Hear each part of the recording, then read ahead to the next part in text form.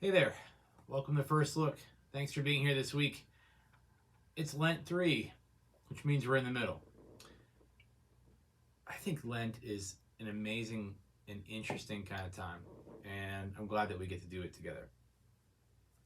Because I look out into the world and I start to see little signs of things. I'm looking out the window here, and the weather's a little bit better. I only need my coat occasionally. I like that part of it because you can start to see spring in little bits, and that makes you think really very quickly about Easter, right? And that there's a kind of trap there, right? Because we can tend to say, all right, well, we're getting there, the hope is coming, the resurrection's coming, but we've got work to do. And I was just talking to some folks here about their gardens. We have people among you who have gardens, and it's there's a lot of work to do between seeing the benefits of that and seeing having the reality of that and what happens between now and then. So that's where we're at. That's what we're doing. And this particular week, there's a lot of different types of things kind of going on. So the context that we're seeing this story in, at least from where we sit here at Northmont, is a little interesting.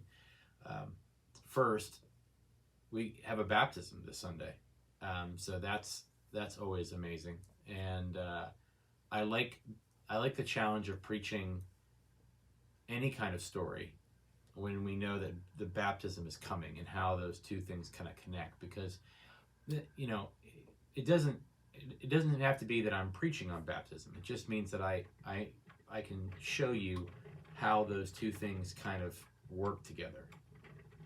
And usually what will happen is that I'll talk about the sermon as a way of introducing baptism. And I like that part of it too. And as you've heard me say before, I could talk to you about baptism for 100 years. And this passage here for today actually is a really easy one, because it has to do with the woman at the well. It has to do with living water, right? It couldn't be a straighter line. I mean, it almost really couldn't. Unless it was the baptism of Jesus, you almost can't get a straighter line. Today's brought to you by instant coffee, because I'm lazy, and it'll do just fine. When you're at work, you just need it to be caffeinated. You know what I mean? So anyway, this is the woman at the well story that we're starting off with for this week. And I think it's a near perfect story, because first of all, just from a narrative standpoint, it has all of these different elements to it, and some of it we kind of glance over occasionally, but there's so many different parts. You have Jesus, you have the disciples, you have this sort of this mystery character in the woman. You have her town and where she's at, and then you have these interactions between Jesus and the disciples. So he's interacting with and then you have this introduction of an element of what does living water mean. And of course, what's brilliant about that, at least from a lectionary standpoint, is that we go from Nicodemus, super well educated, the whole shebang, trying to get his mind around what it means to be born again, or what it means to be born from above, and Jesus saying, let me try to break this down for you. And then we go straight to this unnamed woman who is from a Samaritan. Couldn't be on more polar opposites of Nicodemus, at least from a socioeconomic, moral status kind of way. And Jesus is basically doing the exact same thing. And there's a sermon right there. I can talk about that for. So we have this story, and I think it's darn near perfect, and I love talking about it. just because of the components of it and the way that it kind of shows us so many different aspects of what it means to be the church, which is very interesting and very cool. So the series that I'm doing is called Confessions, and I was thinking about this morning as I was driving in, like how I wanted to approach the week, because I do the bulletin and I like figure out what the titles of things are and everything, and I realized where I'm gonna go with the sermon, or where at least it's like what acts, what word do I want? What's the axis? What point am I gonna kind of pivot around? So I won't share that with you, so that it'll be a neat little surprise. But but you'll catch on, I think, pretty quickly. But I want to talk about the passage in general, and just all the elements to it that I find so fascinating. So it's John chapter 4, and it comes right after, obviously the passage we just had for last week. And it's a long passage. I mean, that's the other element of it, is that there's a lot of narrative to it. It's 42 verses, so there's a lot to it. We're not going to read all 42 verses, but I encourage you to, because I think there's layers to it that are more than worth looking at. So let me just kind of go piece by piece as we go. So this is John 4. Now when Jesus learned that the Pharisees had heard Jesus is making and baptizing more disciples than John, although it was not Jesus himself but his disciples who baptized, he left Judea and started back to Galilee. But he had to go through Samaria. He had to go through Samaria, it says, which isn't actually true. He chose to. Like, that's the element of it. I like the fact that John says that, because he didn't have to go through Samaria. What it means is he had to make the same decision that every person from Israel had been making for 500 or 600 years. Well, 400 years, 450 years at least. Do I cut through or do I go around? And John is actually putting some of the accountability actually on Jesus and the disciples, to say he had to go through Samaria. He didn't have to. He chose to. Because, again, a lot of people would have just gone around. Because, if you think about, it being like this, or being like this basic size, he's got to go through, he can go around this way, he can go like that. So he doesn't have to. But it puts some agency right there with Jesus and the disciples, which is interesting. And then it talks about kind of what's happening.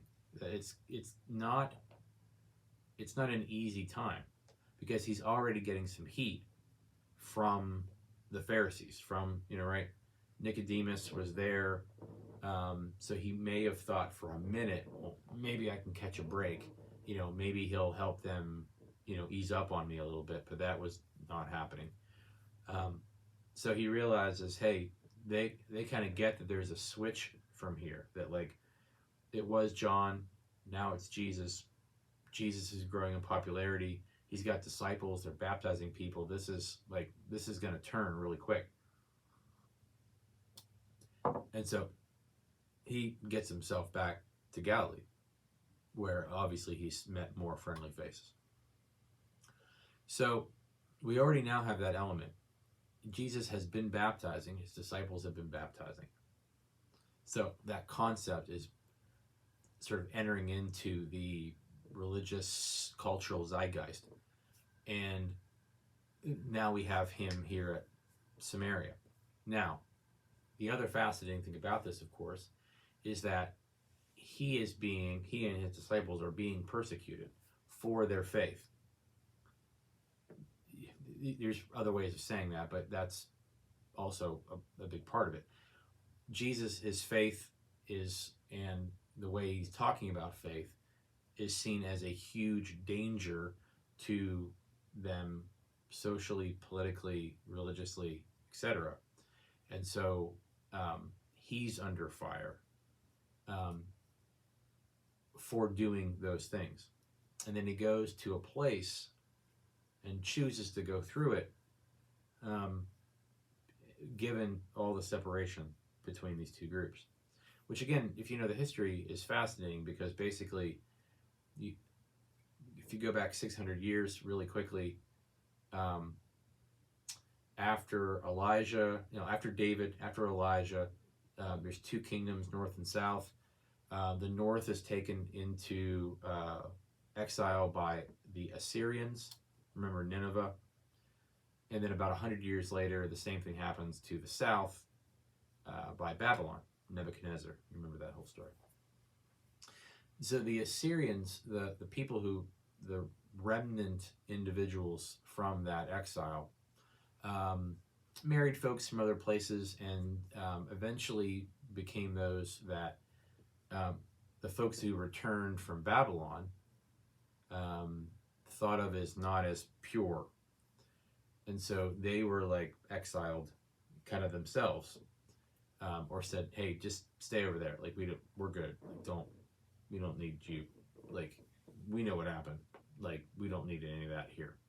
We're trying to get back to it. We're trying to, recreate this nation, and we're going to keep you over there. So they said, fine. And they, set up shop somewhere else, and that we got Samaria. So this was well established, right? This kind of, I don't know that I would call it racism, but I guess you could, especially if it's a ethnic bias. I guess prejudice could be, that's a good general term. I don't know how to break that down. I'm not a anthropologist. I don't know that I can do that very well, but if nothing else, there's a bias, there's a clear prejudice against these individuals. And so when Jesus makes the decision, he doesn't have to go through again. He's making the decision to do so. I'm sure the disciples must have been thinking, well, this is the straightest line. We can look at a map. This is, going around is cumbersome, but this is a straight line. So he's probably just doing this so that he can get back to Galilee as fast as he can. Obviously not the case. So that's part of the shock. And then, of course, you have elements of the cultural separation between not only Samaritans and people from Israel, but then you have stuff with gender, and sex, when you have male and female relationships and how that works, and why is Jesus talking to this person and all that. There's those elements too that we're going to be, are important. And then you just have the all the stuff that happens after that, like the implications of what happens when the woman decides to share all of this information. So let me pause right there and move to the next part. So in verse 7 through 15, a Samaritan woman came to draw water, and Jesus said to her, give me a drink. His disciples had gone to the city to buy food. The Samaritan woman said to him, how is it that you, a Jew, ask a drink of me, a woman of Samaria? Jews did not share things in common with Samaritans. Jesus answered her, if you knew the gift of God and who it is that is saying this to you, give me a drink, you would have asked him, and he would have given you living water. The woman said to him, sir, you have no bucket, and the well is deep. Where do you get this living water? Are you greater than our ancestor Jacob, who gave us the well, and with his sons and flocks, and drank from it? Jesus said to her, Everyone who drinks of this water will be thirsty again, but those who drink of the water that I will give them will never be thirsty. The water that I will give you will become in them a spring of water gushing up to eternal life. And the woman said to him, Sir, give me this water so that I may never be thirsty or have to keep coming here to draw water. Sounds very practical of her. Well, if I could not have to do this, that'd be great. But you can see, of course, the really clear line between living water and baptism. That's not a hard sell. And so you have this story where Jesus kind of speaks in riddles, and the audience is important. First, you see that in parentheses there in one of those verses, it explains that Jews and Samaritans don't talk. So that's the first thing you need to know. This is not written with just people of Israel in mind. Everyone would have known that. You wouldn't have had to explain that. They said that because in America there used to be slavery. You'd only say that if the people who didn't know that was true. So that you can see that's part of the audience. There's an audience beyond what's happening, like literally in the space. And then I always find it fascinating that either Jesus doesn't ask the woman what her name is, she doesn't think to say what her name is because she doesn't think that he would care, and then eventually she probably thought, well, he already knows my name because he knows everything else about me. And the audience maybe doesn't care what her name is for this reason. Because, of course, the story is bigger than this one individual person. The story is about how Jesus is saying, we need to cut this out. We literally need to cut it out of who we are. This part of ourselves, this part of our psyche that sees other people as lesser than, is so insane given what we have been through as a people. And we need to work on this. This needs to be who we are moving forward. Which, frankly, if you're being chased around by Pharisees, is not the most practical thing to do. Oh, by the way, we're also going to start including these people. That would not have won you any extra points, right? And that's the other part, I think, that makes this story so radically incredible, and what I think from a narrative standpoint it is. Because you have, too, this element that reminds us of how countercultural and not safe Jesus is asking people to be. Not safe in the sense of just, status quo. Because there is absolutely nothing about this passage that is any of that. And you can apply that. I'll let you apply that to however you want when you're thinking about this passage. Because if you read this text and you don't think to yourself, I wonder who I'm treating like that. You know better than me. I know who I'm treating like that. I know who I need to figure that out. And it might be an individual person, right? It might be someone in your life who you've kind of treated poorly, and you know who they are, if that's true. Or it could just be folks. You have a bias in certain areas that you're not addressing. And you don't have to admit that to me, That can be vertical if you'd like. I'm here for you, because I got my own stuff. But, that's between you and God. But, that's I think the important part of this passage. If this isn't stretching you, then we got to read it again. So, all of excuse me, all this happens, and then I'll make my last point before, because there's other points I could make, but I'll make the last point that I'm going to make. So you get down to the end of the whole thing, and Jesus started talking about food and the harvest, and the fact that he's basically saying the reaper is always receiving wages and is gathering fruit for eternal life. So the sower and reaper may rejoice together. He's starting to talk about what we are reaping here. What are we, how are we starting to see the world a little bit differently? So then 39 through 42, if you skip down. Many Samaritans from the city believed in him because of the woman's testimony. He told me everything that I had ever done. So when the Samaritans came to him, they asked him to stay with them, and he stayed there for 2 days. And then many more believed because of his word. And they said to the woman, "It is no longer because of what you say that we believe, for we have heard it for ourselves, and we know that this is truly the Savior of the world." I think that's an important thing, just from a outreach kind of standpoint, from a churchy standpoint. Again, I'm skipping over a lot of the details, but you only want to hear me talk about this for so long, so I'll kind of wrap it up.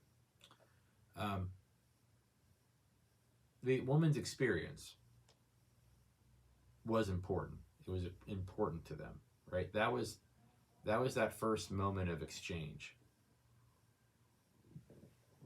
Like I talk about often with you, the fact that people need to be able to see in us some sort of reflection of what faith can look like, and what love can look like, and what reconciliation can look like, and what grace can look like, and all of those things. And if they don't see it in us, then where on earth are they going to see it? Because experience, like where we're talking about, I hate to make it simple like this, but I'm much more likely to go to a restaurant if one of you tells me it's good.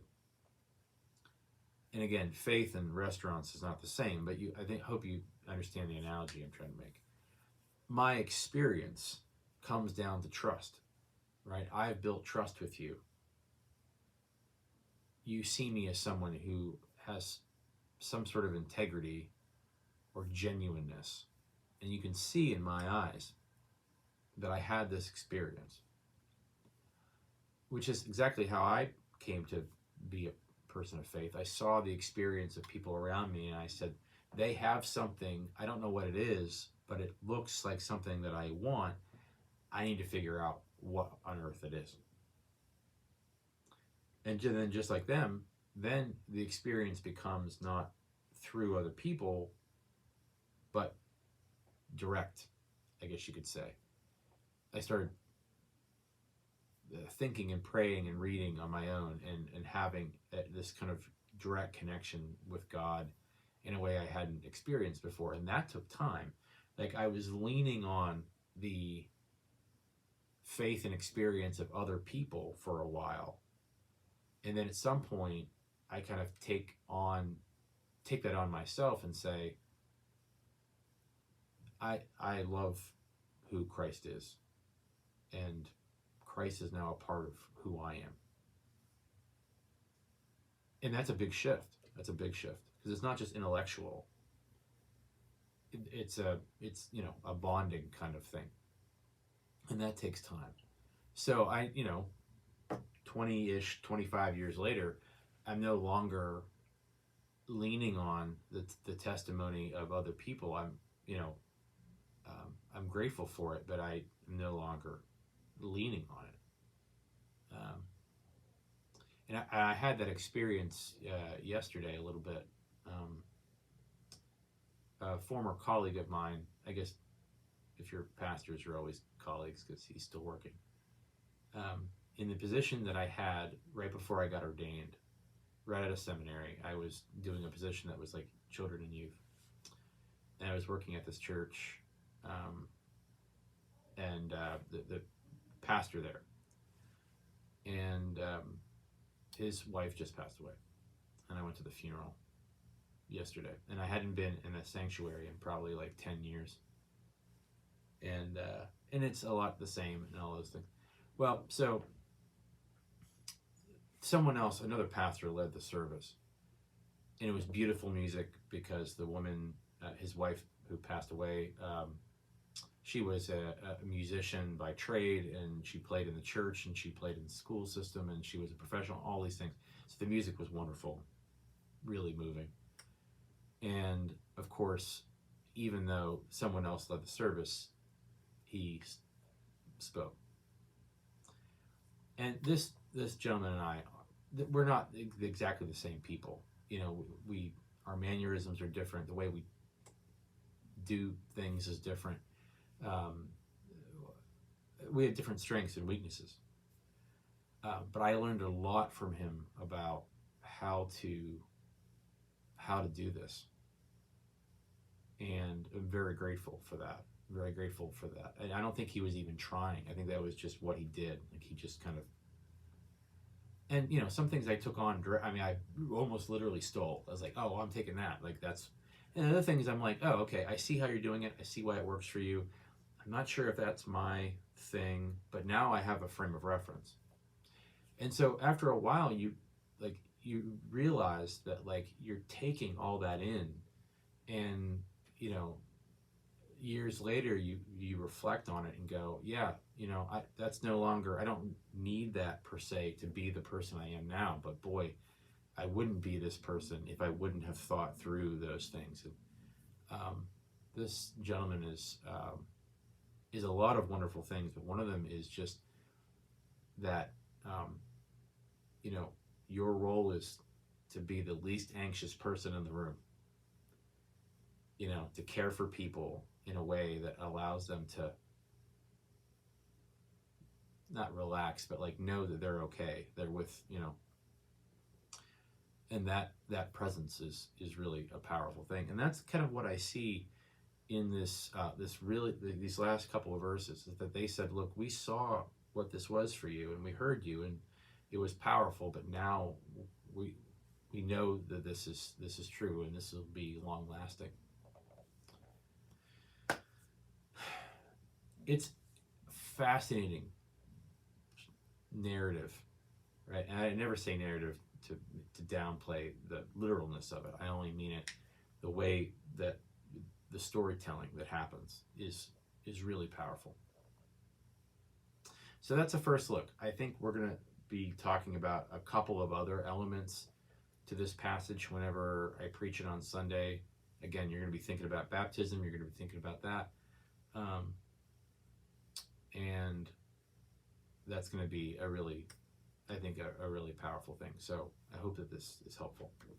Anyway, I went a little bit longer than I usually do, so I just want to thank you for being here with me to do this.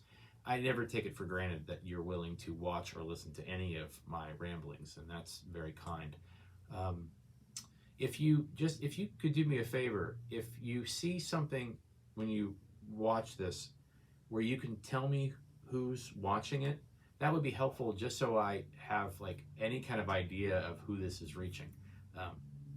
If it's just one of you 25 times, that's fine, but it would be helpful to me to get an idea of who's kind of here with me on the journey. So I will thank you for that ahead of time. Anyway, thanks for being you. Hope you have a wonderful week, and I will see you next time for another First Look.